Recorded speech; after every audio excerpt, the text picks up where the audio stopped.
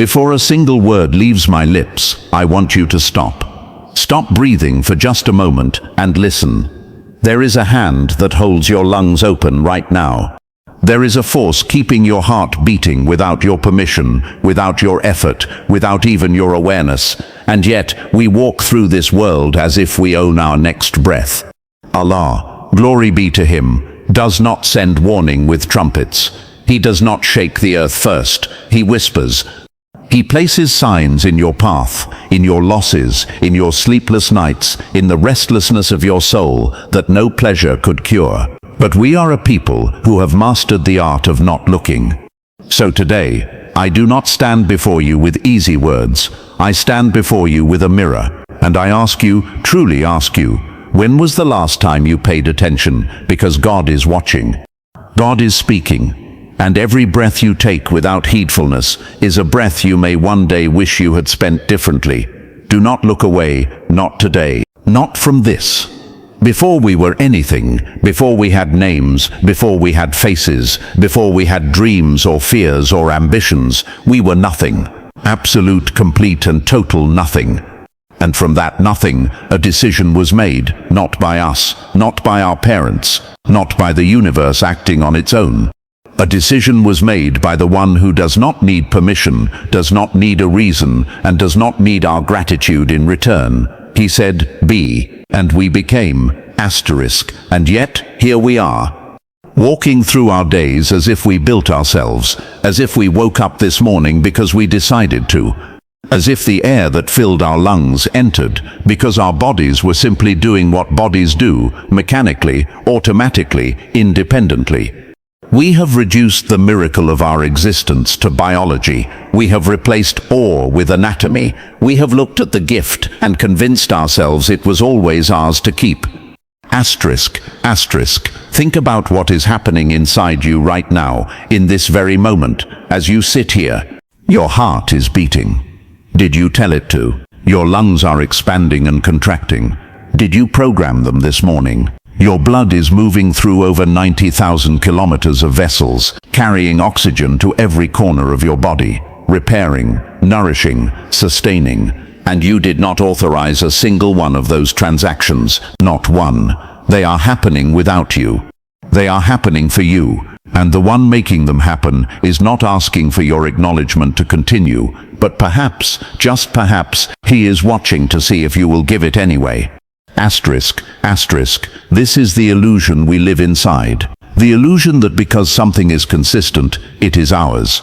Because the sun rose yesterday, we assume it will rise tomorrow, and we feel no wonder when it does. Because our heart beat 100,000 times last year, we assume it will do so again today, and we feel no gratitude when it does. Consistency has made us blind. Routine has turned miracle into mundane. And we have confused the reliability of God's generosity with the normalcy of our own existence. Asterisk.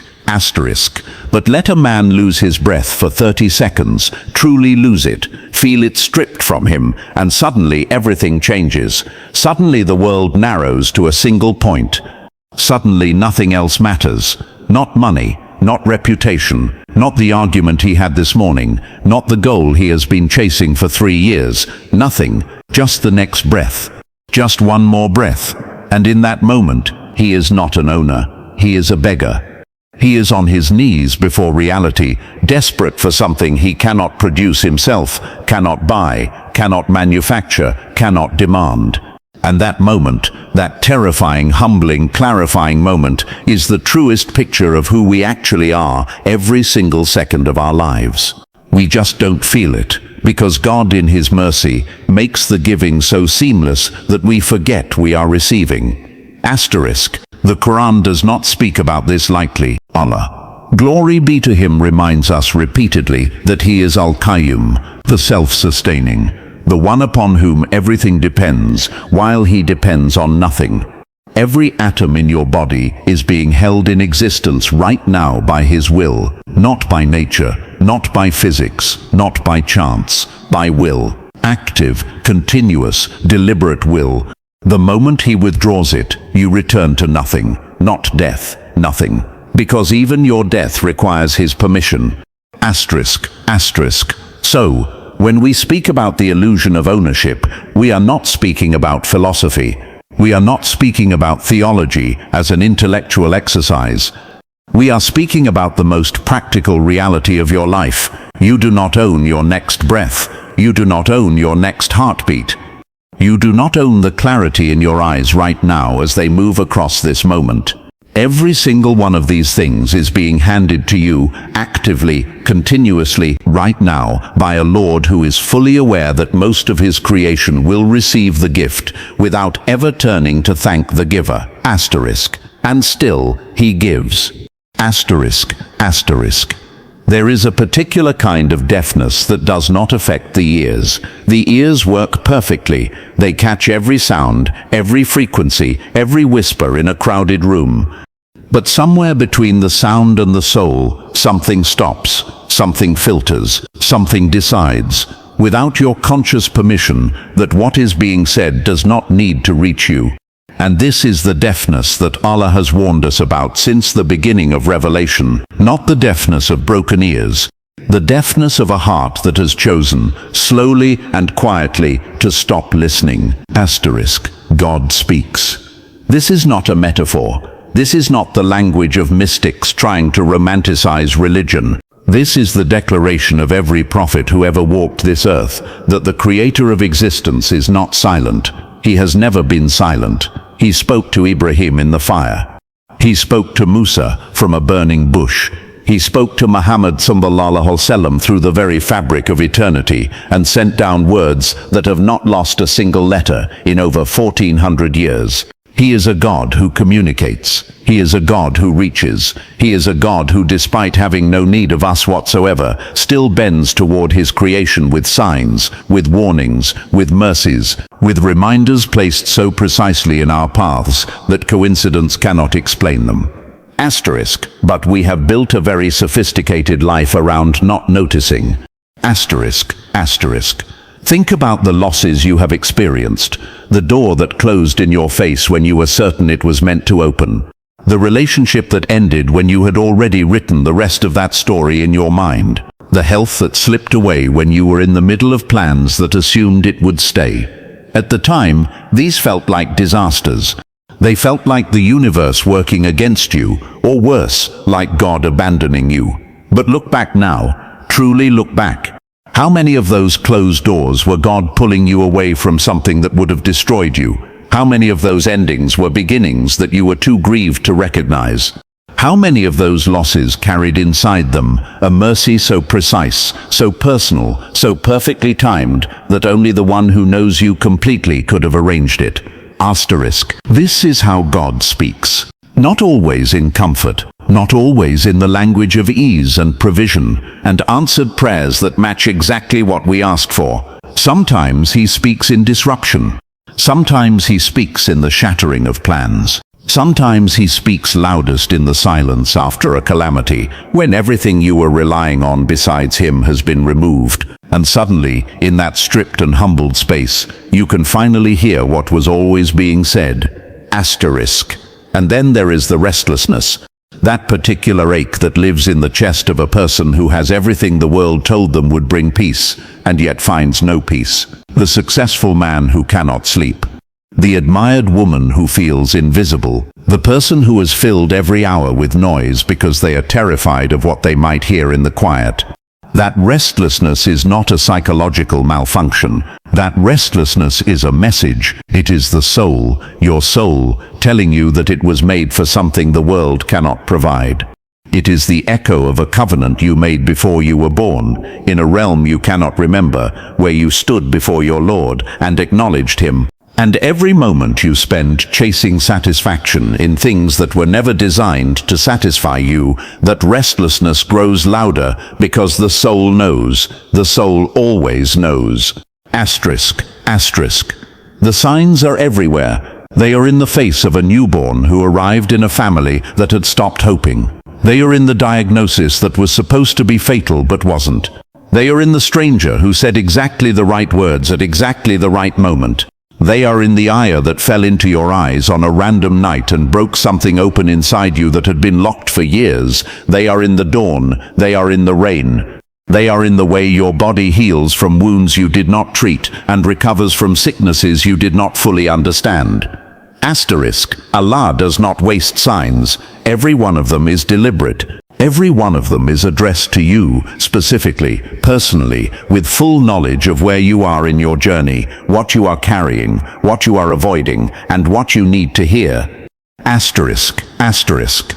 There is a ledger that no human hand has ever touched. No accountant maintains it. No secretary updates it. No system processes it at the end of each day while the world sleeps.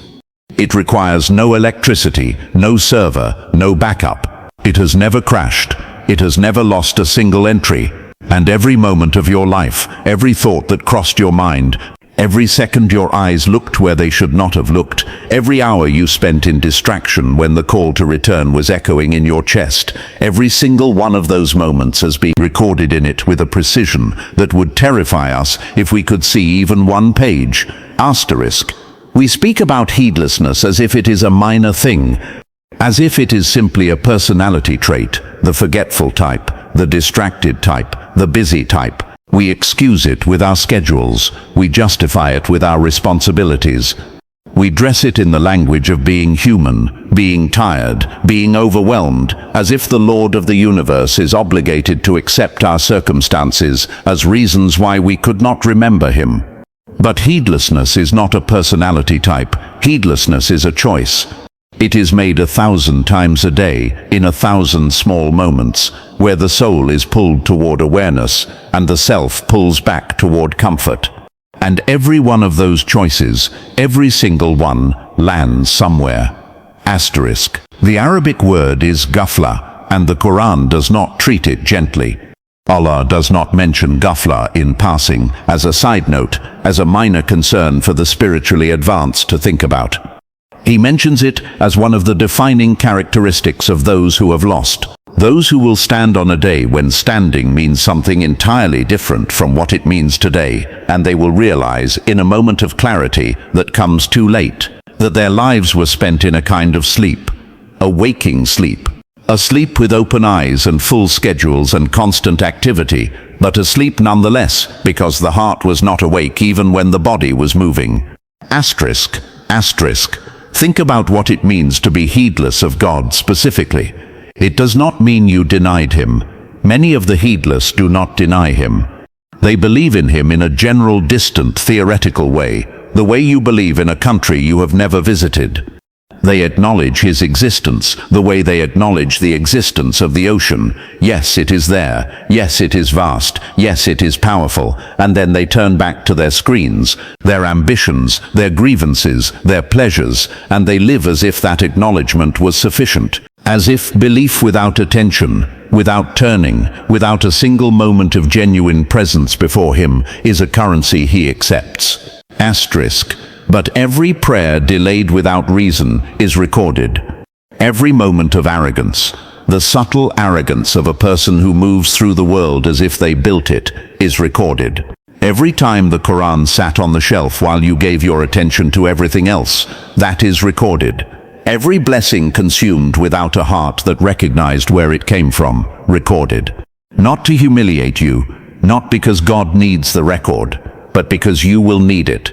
Because on a day when you will want to argue, when you will want to say, I did not know, I did not realize, no one told me, the record will be opened, and it will speak. Asterisk, asterisk. And what makes this weight even heavier is the nature of heedlessness itself. It compounds. A person who is heedless today finds it slightly easier to be heedless tomorrow. The heart that ignores a sign once finds it easier to ignore the next one. The conscience that is overruled enough times begins to speak more softly, then more rarely, then barely at all, until a person reaches a state that the Quran describes as the sealing of the heart, not a punishment imposed from outside, but the natural, logical, terrifying consequence of a heart that was offered awareness again and chose each time to look away. Asterisk. This is not a distant danger. This is a process that is either happening or being resisted right now in every soul sitting in this room, including the one standing before you. The debt of heedlessness does not wait for death to become real. It collects interest in this life, in the emptiness, in the anxiety, in the spiritual dryness that no achievement can cure, in the feeling that something essential is missing, even when everything external says it should not be. There is a moment coming that no one will be able to postpone, not with wealth, not with influence, not with intelligence or charm, or the kind of reputation that makes people stand when you enter a room. Not with medicine, not with prayer offered too late, not with the tears of everyone who loves you gathered in one place. A moment that has already been written, its date fixed, its circumstances known, its arrival certain, while you sit here today, still under the mercy of time that has not yet run out. And in that moment, something will happen to the soul that has never happened to it before in all its earthly life. It will see clearly. Asterisk, asterisk. This is perhaps the most devastating part of what the Quran reveals about the day of regret. Not the fire, not the accounting, not the standing before the Lord of all worlds with nothing to hide behind.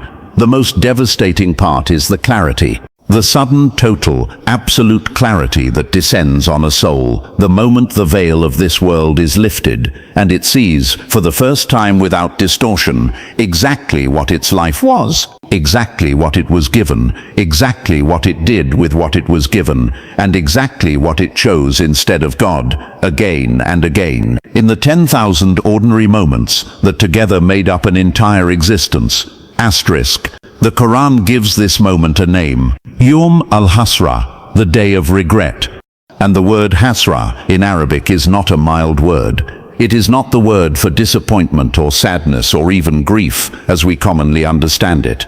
Hasra is the word for a regret, so complete, so total, so consuming, that it hollows a person out. It is the feeling of seeing exactly what could have been and knowing, with absolute certainty, that the chance to choose differently is gone forever. Not paused, not postponed, gone. And the soul that carried heedlessness through its entire life will stand in that regret, and there will be nothing to soften it. Asterisk, what will be regretted? Not the things the world told you to fear losing. Not the deals that fell through, not the relationships that did not work out, not the opportunities that passed. What will be regretted is something far more precise and far more personal. The Fajr prayer that was delayed so many times it became abandoned. The moment of genuine spiritual hunger, that real, sincere reaching toward God that visited the heart in a dark night, that was not followed through because morning came and life resumed and the feeling faded and nothing changed. The grudge that was held for years against someone who has since returned to the earth, while the holder of that grudge spent all that time burning in a fire of their own making. The Quran that was memorized in childhood and then slowly, without any dramatic decision, simply left on a shelf, left in a drawer, left in a language that became foreign because it was never visited. Asterisk, and perhaps most of all, the people, the souls that were placed in your path, carrying light, carrying truth, carrying a word that could have changed the direction of your life, and you were too distracted, too proud, too comfortable in your existing certainties to receive what they were offering. The scholar whose lecture you scrolled past, the parent whose advice you dismissed, the friend who tried to pull you towards something better and whom you quietly moved away from because their presence made your choices uncomfortable. Asterisk, asterisk. But understand this, the regret of that day will not only belong to those who lived in open rebellion. The Quran is precise about this. The regret will belong also to those who lived in the middle, the comfortable ones, the ones who were not bad enough to alarm themselves, but not sincere enough to truly transform. The ones who intended to change, genuinely intended, repeatedly intended, but kept placing that intention just slightly ahead of where they actually were, so that it was always coming but never arrived. The ones who said tomorrow so many times that tomorrow became a theology, a way of relating to God that never required anything of them today. Asterisk, asterisk. Every breath you take right now is a breath that has not yet been wasted. Every heartbeat still carries within it the possibility of turning. The door that will one day close, the door beyond which no deed can be added, no tear can change an outcome, no sincere intention can be acted upon, that door is still open, still open. But the nature of doors is that they do not announce the moment before they close.